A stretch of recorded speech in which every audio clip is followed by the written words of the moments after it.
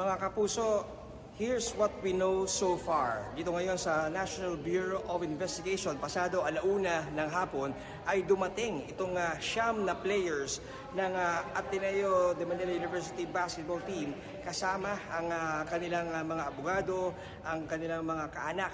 So dumiretso sila dito nga sa may tanggapan ng opisina ng NBI Homicide na nag-issue ng subpoena para sa kanila. Sila ay dadalhin sa ibang mga kwarto ng NBI dito sa Pasay City para doon ay kukuhanan sila ng kanilang mga salaysay.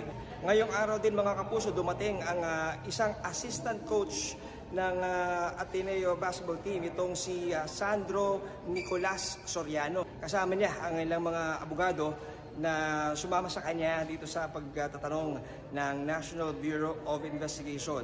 Ayon kay NBI Director Melvin Malibag, inaasahan na bukas naman darating itong si Coach Tab Baldwin para magbigay naman ng kanyang pahayag o salaysay kaugnay sa nangyaring insidente. Ang ating abangan dito mga kapuso ay kung makakatupad nga ba ito si Coach Tab Baldwin sa kanyang pangako na darating dito dahil nung isang araw ay tanging abogado lamang niya ang dumating. So inaasahan dito mga kapuso na maghapon itong magiging tanungan, Q&A at pagbibigay ng salaysay ng mga basketball players ng Ateneo at magbibigay tayo mamaya-maya ng mga panibagong update. So that's what we know so far mula rito sa NBI headquarters sa John Consulta ng GMA News.